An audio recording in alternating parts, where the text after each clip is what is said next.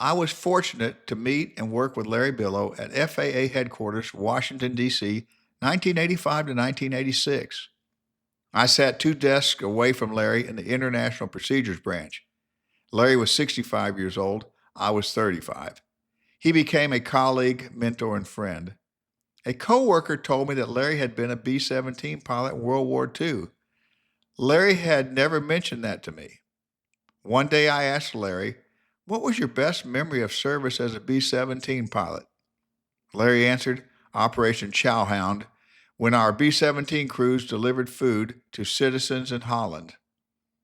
In 2025, I saw a movie about Operation Chowhound and learned the significance of those B 17 missions. You will see the movie later and better understand Larry's answer. And you will see in the movie this caption that reads, "As many men of the mighty Eighth who flew the Chowhound missions reflected, this was the best mission we ever flew and never got credit for." Deborah Billow Krajek, Larry's niece, tells a powerful story of love that leads into the Operation Chowhound movie.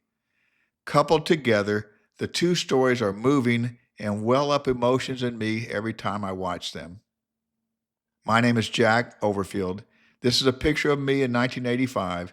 Here I am with my loving wife, 40 years later, grateful to tell some of the Larry Billow story.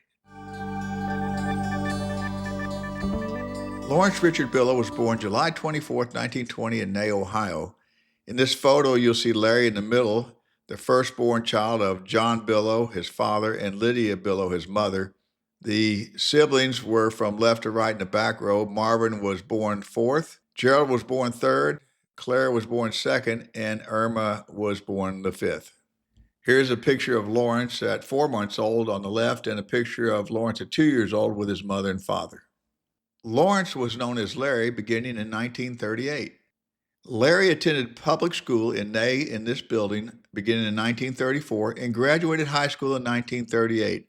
Notice the fire escapes on the left and right side of the building. In this newspaper article entitled Ney High School Junior Class Stage Play Tuesday, it was written December 10th, 1936. I'll start at the top. It says, Ney High School juniors will present their class play, Trouble in Paradise, Tuesday evening, December 15th in the auditorium. The play is a comedy drama portraying the many problems confronting an orphan girl in college. The role of the orphan is played by Wanda Winter, with Lawrence Billow having the male lead. This is a picture of Larry and Wanda a year later as seniors, and you will see that in this next slide, the class picture of 1938, Ney High School. Larry and Wanda's photos are side by side. This next picture is a picture of the Ney High School grades 9 through 12. That's Larry in the back row, a senior, and the yellow arrow points to his sister Clara, a sophomore. Here's an article from the newspaper dated Friday, April 22nd, 1938. I really like this newspaper article. The red arrow points to the first paragraph. I'll read it out loud. The race for senior honors in Ney High School ended with Gladys Walters, whose average totaled 95.5%, nosing out Lawrence Billow by 0.625%. The latter's score was 94.875. And the yellow arrow points to the last paragraph. I'll read it out loud. 3 B marks marred the card of Mr. Billow. He is the son of Mr. and Mrs. John F. Billow. He is a member of the Ney School Band and Orchestra, is a baritone soloist with the music department, first baseman on the Ney High School baseball team, and was center of the Ney basketball team, which won the county championships in March. I can tell you right now, I wish my senior report card had been marred with some B's. I would gladly have taken them. After high school graduation, Larry attended Capital University in Columbus, Ohio for 3 years, completing 100 semester hours until he was drafted into the Army in 1942. This is a picture of the Capital University French Club from the 1940 yearbook. The red arrow points to Larry in the back row, and the yellow arrow points to the French teacher, Miss Monnier. Larry married Carol Louise Edwards on June 14th, 1942. Their son, Lawrence Richard Billow Jr., was born in 1944. He was known as Rick and Ricky. Their daughter, Sandra Jean Billow, was born in 1948. We're going to go back in time a little bit and look at some of Larry's early work experiences. During the summers 1931 to 1934, when Larry was 11 years old through 14 years old, Larry performed farm labor on this 80 acres in Ney, Ohio for his grandfather, Ernest Vollmer. We can see the 80 acres is bordered 1/2 mile by US 127 and 1/4 mile by Scott Road. In this next slide, I want to tell you something that I discovered that I found very interesting. This is an aerial view of the 80 acres that Larry's grandfather, Ernest Vollmer's, farmed and where Larry worked in 1931 through 1934. If you look to the north, that red arrow is pointing to the location of a business called Bombs Away. And I'll read that text there. It says, since 2003, Bombs Away, LLC, is a small company specializing in manufacturing full-scale, highly detailed, lightweight replica ordnance, including World War II aerial bombs. And interestingly, it is located only 0.34 miles from the Vollmer farm where a B 17 pilot worked as a boy. And I'll let you know I have talked to the owner of Bombs Away. His name is Matt Hurd, and he is a very nice gentleman, and I've had some great conversations with him. Matt was an honorary member of B 17 Yankee Lady of the Michigan Flight Museum, and he manufactured replica bombs for the owners. Yankee Lady was a centerpiece for air shows for nearly 40 years. Larry Billow did general farm labor for farmer Mr. M.C. Ginther on this land, 0.38 mile north of downtown Ney, Ohio, on the west side of Highway 15, and possibly in other locations. Larry worked summers 1935 through 1938. Starting pay was 75 cents a day, and ending pay was $1.50 a day. Larry said, used all farm hand tools as well as mechanized units such as tractors, trucks, etc., handled farm animals. And as you see in this next slide, Ney's 2020 population was 303. Larry worked for Bard Manufacturing Company in Bryan, Ohio during the summers 1939 to 1940 and October 1941 to May 1942. He assembled fan units for furnaces. Larry also created, packed, and handled finished product. Starting pay was 30 cents per hour and final pay was 50 cents per hour. June 1941, Larry picked fruit on a farm near Portland, Oregon. Pay is unknown. July through September 1941, Larry performed as a farm laborer at the Hollywood Dairy Farm, located 25 miles northeast of Seattle. The 600-acre farm was state of the art in milk production, testing, and bottling. Wage with board was probably $52 a month. Larry worked for ARO Equipment Corporation in Bryan, Ohio, June through November 1942, before he was drafted into the Army. He was a floor inspector, inspecting machined aircraft accessories against specs and for workmanship. Starting pay was 50 cents per hour, and final pay was 65 cents per hour. Interestingly, at that time, ARO manufactured parts for PT 17 and B 17 aircraft, both of which Larry later piloted in the Army Air Corps.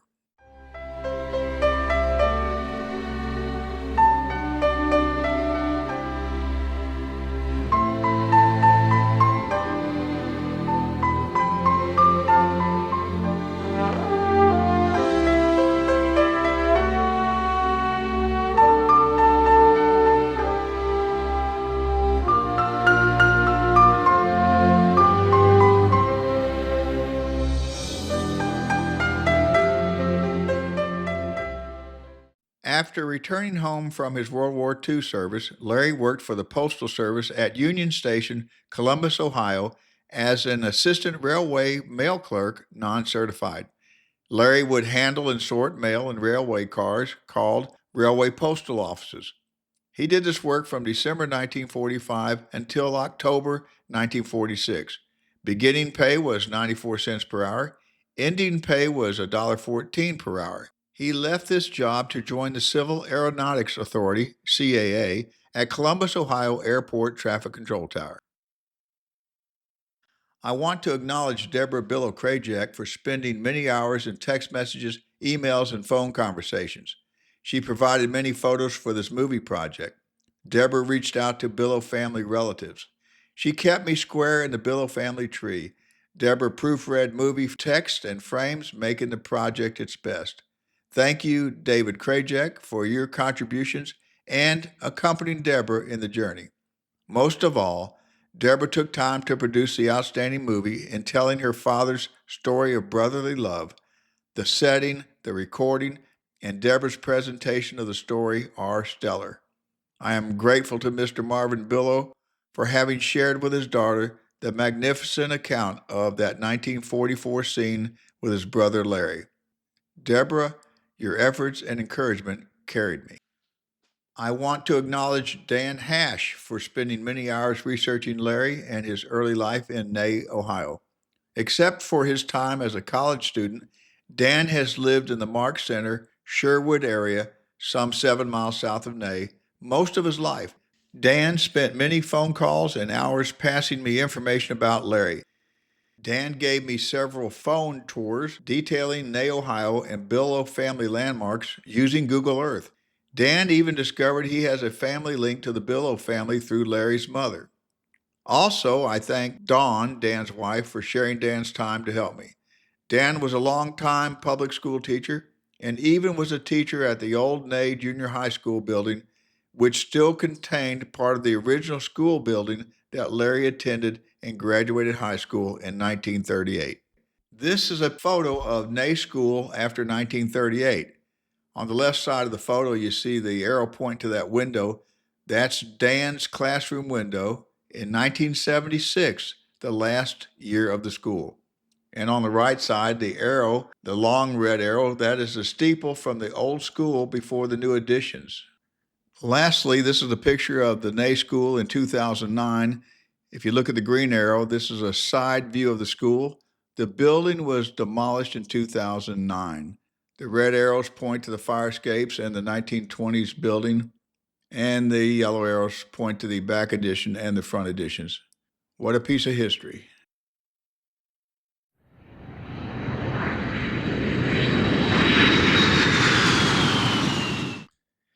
We know Larry Billow left the Postal Service in Columbus, Ohio to become an airport air traffic controller. Larry began employment as an assistant airport traffic controller trainee for the Civil Aeronautics Administration, CAA, on October 7, 1946, at Columbus, Ohio Airport Traffic Control Tower. The CAA became the Federal Aviation Agency in 1958. In 1967, it became the Federal Aviation Administration, FAA. On October 7, 1946, Larry signed this oath of office. In Part A, he pledges that he will support and defend the Constitution of the United States against all enemies, foreign and domestic. In Part B, he swears that he is not a part of any political party or will ever become part of a political party that advocates the overthrow of the government of the United States. And in Part C, he states that he has not paid anyone to obtain the job. And number two, that he will observe the provisions of civil service law and rules and executive orders concerning political activity and political assessments, etc.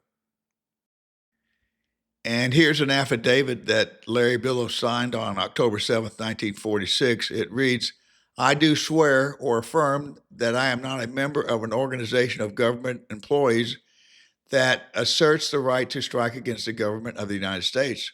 Further, that during such time as I am an employee of the Department of Commerce, one, I will not engage in a strike against the government of the United States, nor two, will I become a member of an organization of government employees that asserts the right to strike against the government of the United States. This next document is very interesting. On the top, it says request for a report on loyalty data, and it was sent to the Federal Bureau of Investigation in Washington, D.C. And if you look down the bottom, the red arrow points to a box that says no disloyal data, FBI files, February 6, 1948, or about 4 months after Larry took the oath of office. Larry Billow retired from the FAA on May 3rd, 1991. His service computation date was December 17th, 1942. He had 48 years and 4 months of credited service, i.e., that is, nearly 3 years of military service and over 45 years of air traffic control ATC service. His beginning ATC pay was GS5, $2,644.80 per year. His ending ATC pay was GS14 Step 10, $68,129 per year. It's important here to give a brief outline of Larry's 45-year air traffic control career. Larry spent 13 years at Columbus, Ohio Airport Traffic Control Tower, the last 3 years as a supervisor. He spent 32 years at FAA headquarters with a 6-year stint as a supervisor from 1961 to 1967, a 9-year stint as a supervisor from 1970 to 1979, and in 1990, a 90-day temporary supervisor detail. While at FAA headquarters, Larry received 8 Quality Step Increase QSI Performance Awards. In the U.S. federal government, a Quality Step Increase QSI is a performance-based pay award for general schedule GS employees who demonstrate consistently outstanding performance, allowing them to advance to the next pay step faster than normal. Larry's career achievements are so many, only a few can be highlighted here. Larry worked at the old Port Columbus, Ohio Airport Traffic Control Tower from 1946 to 1958. His required probationary period ended in 1950. Larry was promoted to supervisor GS-12 in 1957. Here are 2 photographs from the 1950s from inside the old Port Columbus Airport Traffic Control Tower, with 4 controllers in each picture, plus a supervisor standing up in the background. This photograph is of the Columbus, Ohio Airport Terminal and Control Tower under construction before 1958 opening. This new airport traffic control tower and terminal opened in 1958. Larry worked here until 1959 when he was promoted to FAA headquarters, Washington, D.C. as a GS-13 ATC Specialist, Tower, Bureau of Air Traffic Management, Regulations and Procedures Division, Air Traffic Procedures Branch, Radar Section.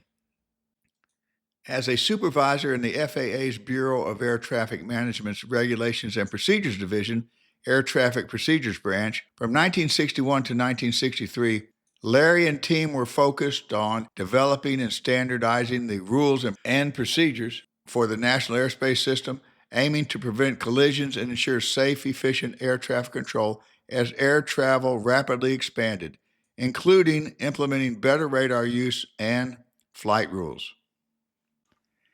As a supervisor from 1964 to 1967 in the Technical Standards Development Branch, Larry and team were focused on developing and standardizing the technical aspects of air traffic control, ATC, and navigation systems, essentially defining the technical requirements for the safe, efficient use of U.S. airspace, including radar, communications, and operational procedures, crucial for managing growing air traffic.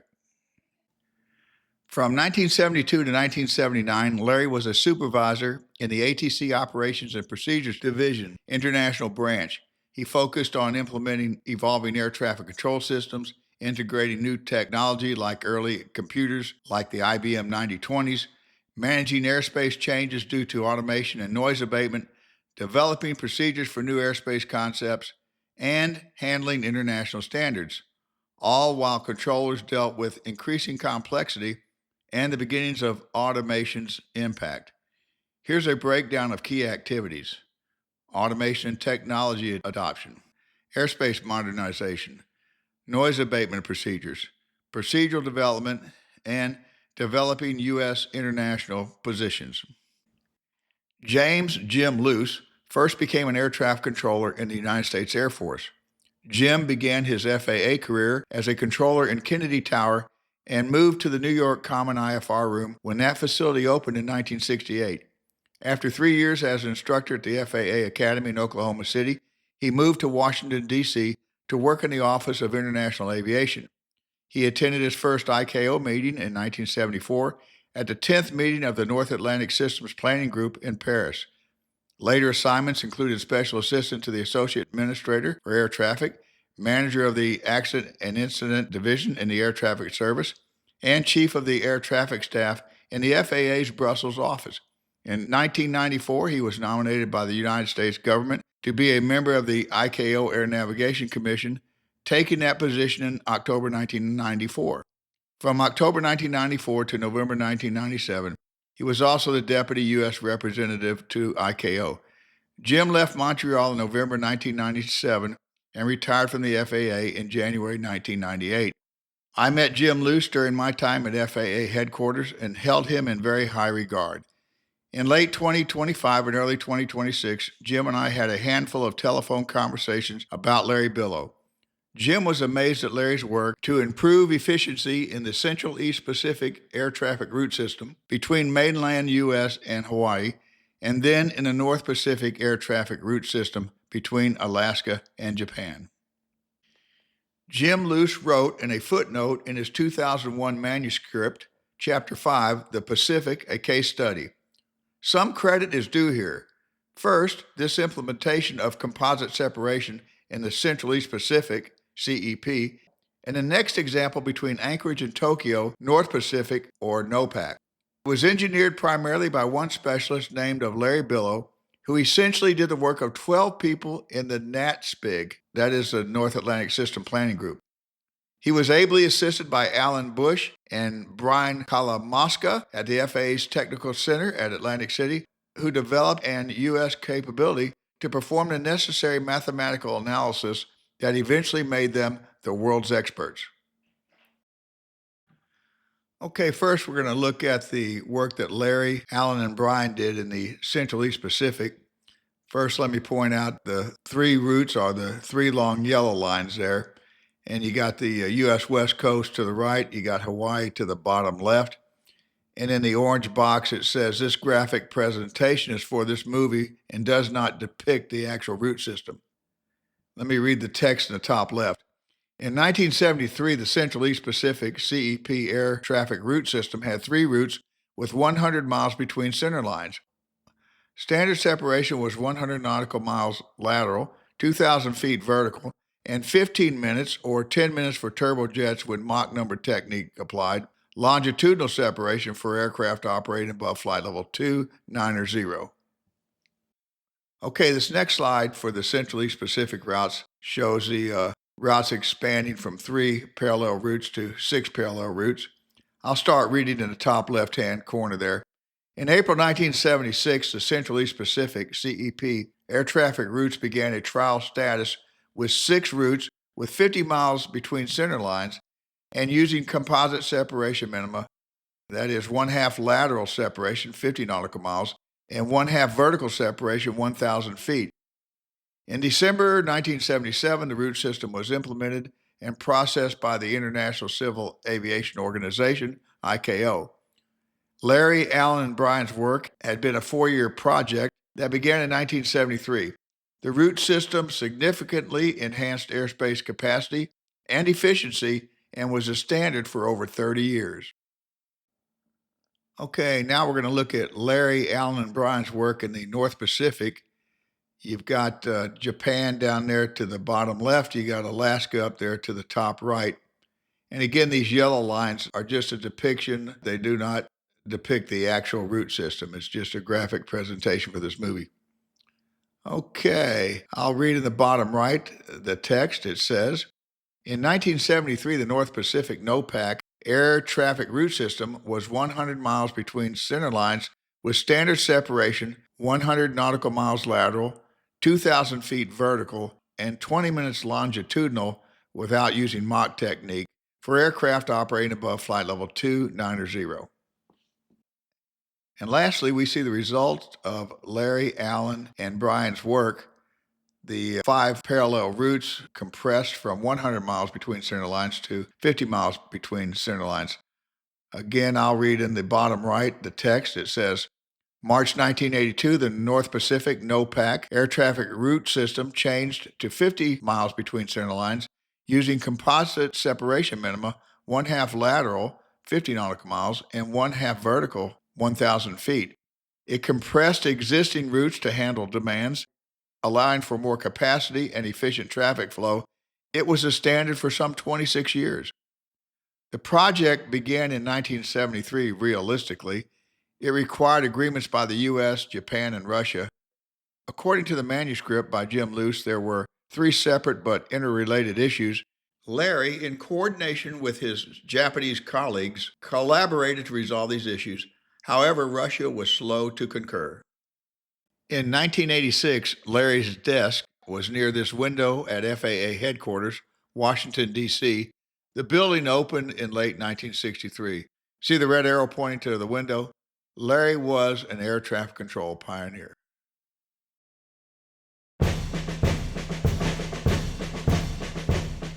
Larry's U.S. military records were destroyed in a National Personnel Records Center fire on July 12, 1973. With help from the following four fine people, an amazing account of Larry Billow's World War II military service exists. Number one, Darren Jelly, researcher and archivist for the 493rd Bomb Group Association and the 493rd Bomb Group Museum, Devish Field, England, home of the Fighting 493rd. Number two, David Schmidt, historian for the 493rd Bomb Group. His dad, Lieutenant Donald J. Schmidt, was a co-pilot with the 493rd Bomb Group at Devish Field, England, from November 1944 through April 1945. Number three, Sandra J. Billow Macklem, Larry's daughter, and her 137-page document about her father's war as a B-17 pilot that she gained through conversations and note-taking with her father. She also received from Mr. Jelly and Mr. Schmidt detailed records of Lieutenant Billow's missions while at Devish Field, England.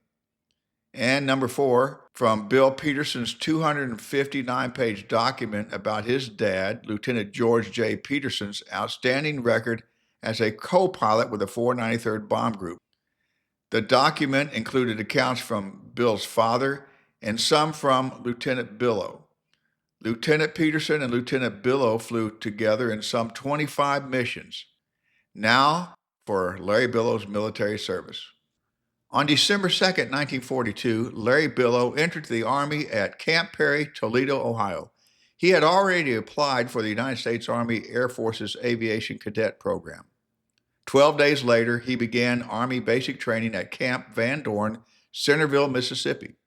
Larry was with the 393rd Infantry Regiment, 99th Infantry Division. After basic training, Larry entered a 16 weeks advanced Army training course, radio section. Records indicate Larry entered the Army as a private. In 7 months, he promoted to Technical Corporal, T5. How was that possible? Google AI Overview responded with the following. A U.S. Army enlistee in 1943 could rise from private to technician 5th grade, T5, equivalent to a corporal, in 7 months by demonstrating exceptional skill in a technical or administrative role, as promotions were based on merit and a specific job need, not just time in service. This rapid advancement required excelling in their assigned military occupational specialty, MOS, possibly through on-the-job training or a specialized course, and receiving recommendations from superiors. Immediately after completing advanced Army training, Larry was selected for and entered the Army Air Force's Aviation Cadet Training Program and began 17 months of pilot training. It is important to note that 17 months later, in December 1944, Larry's former 393rd Infantry Regiment fought courageously in the Battle of the Bulge, particularly in the early stages. They suffered significant casualties. Sandra, Larry's daughter, wrote, I always thought that Dad had served only in the Air Force during World War II. So the fact that he had served in the infantry for a while before starting his pilot training was a surprise to me. It is interesting to speculate what might have happened if the transfer to the Air Force cadet program had not come through.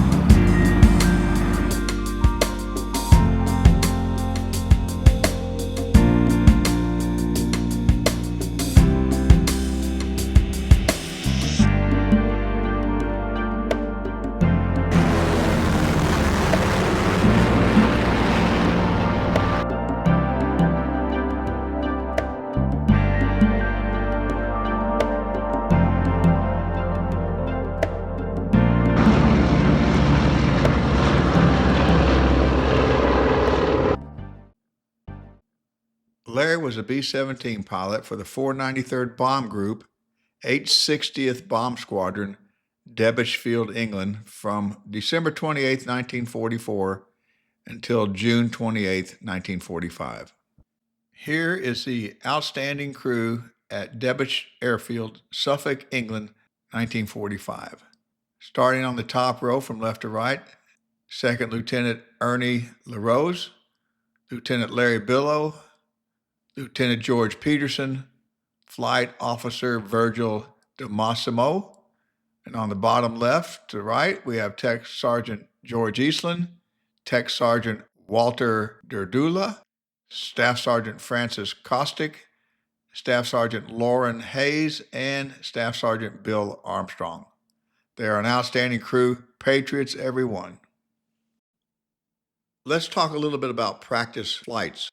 In England, between January 15, 1945 and May 29, 1945, Larry and crew flew 41 practice flights. They occurred on days with no combat missions or special missions scheduled. These were flight exercises in friendly airspace to keep crew members proficient and prepared for combat missions. Practice flights could be as few as an hour or two to as many as 8 to 9 hours. Most were in the 3 to 6 hours range. Some of these practice flights were called camera bombing. Here's an AI overview of camera bombing.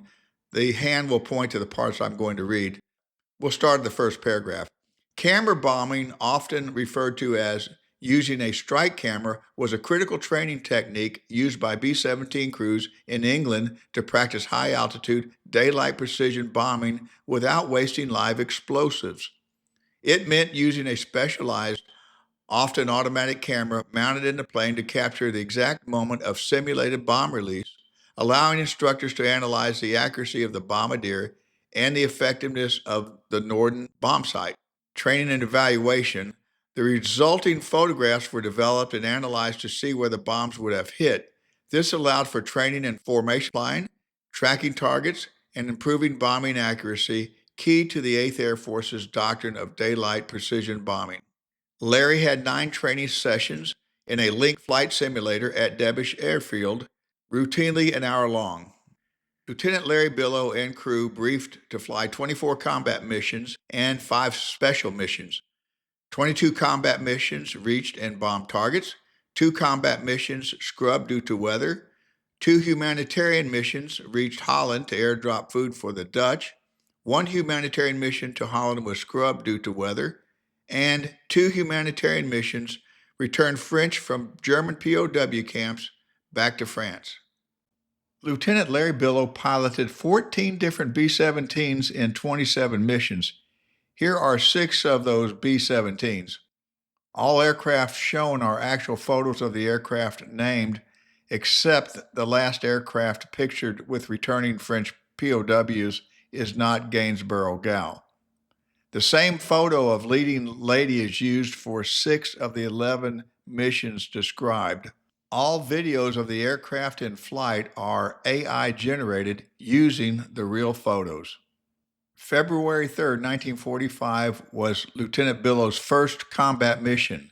He was co-pilot on this B-17 Nancy Lee. Road, rail, and communication facilities were bombed over Berlin by 38 B-17s. Flak over the target was moderate and fairly accurate.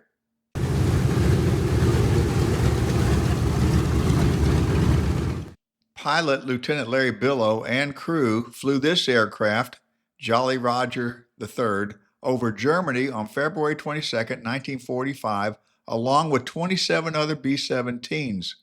Each aircraft dropped 3 tons of bombs on communication and transportation facilities. Pilot Lieutenant Larry Billow and crew flew this aircraft, one more time, on February 25, 1945, along with 26 other B-17s. They attacked railroad yards in Munich. Flak over the target was moderate and fairly accurate.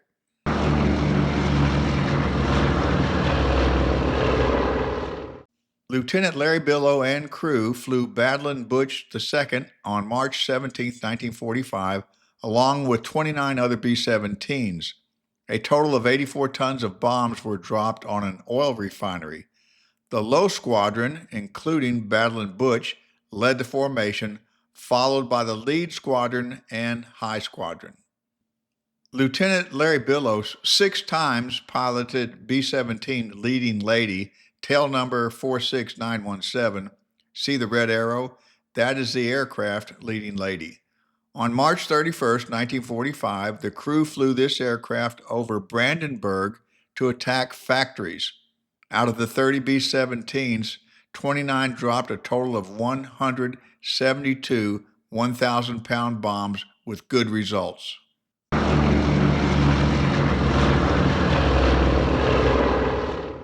On April 10th, 1945, the crew flew Leading Lady over Germany to attack a German Air Force base. Out of the 30 B-17s, 29 each dropped 24 250-pound bombs with very good results. On April 11th, 1945, the Billow crew flew Leading Lady over Germany to attack large railway yards. 30 B-17s each dropped 6 1,000-pound bombs with very good results. On April 14th, 1945, the Billow crew flew Leading Lady over France to attack German gun and troop emplacements. Out of the 31 B-17s, 29 each dropped 12 500-pound bombs with excellent results. On May 3rd and 5th, 1945, Lieutenant Billow and crew flew Leading Lady to Holland to airdrop food to starving Dutch people. It was a humanitarian mission named Operation Chowhound. Each day, 39 B-17s of the 493rd Bomb Group delivered the life-saving food drops.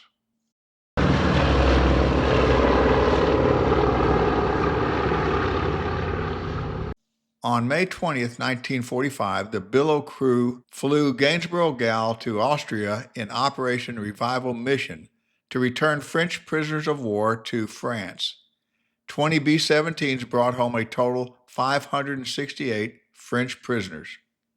Going home, Lieutenant Larry Billow, crew, and 5 additional 493rd Bomb Group personnel departed Debich Field, Suffolk, England on June 28, 1945, and arrived Army Air Base Bradley Field, Connecticut on July 4, 1945. In total, 13 B-17s departed Debich on June 28th. Leading Lady was one of the 13 aircraft. Larry may have piloted her on this, his last flight. The first leg of the trip home was from Debich Field, England to Royal Air Force, Prestwick, Scotland, 441 miles. The second leg of the flight home was from Royal Air Force, Prestwick, Scotland to Meeksfield, Iceland, 855 miles. The third leg of the flight home was from Meeksfield, Iceland to Newfoundland Airport, Canada, 1,573 miles. The fourth and final leg of the flight home was from Newfoundland Airport, Canada to Army Air Base Bradley Field, Connecticut, 1,034 miles, and they landed on July 4th, 1945. Lieutenant Larry Billow was relieved from active duty on November 2nd, 1945, at the Army Air Force's Separation Center at Bearfield, Fort Wayne, Indiana. Lieutenant Larry Billow received the Army Air Corps Air Medal with 2 oak leaf clusters. Lieutenant Larry Billow also received the European, African, and Middle Eastern Campaign Medal. Lieutenant Larry Billow also was awarded the Honorable Discharge lapel pin. It was an emblem that was given to personnel honorably discharged during World War II. This gold lapel button was a symbol of honest and faithful service and allowed wearers to continue wearing their uniform for a short time after discharge, and was also worn on civilian clothes to show their veteran status.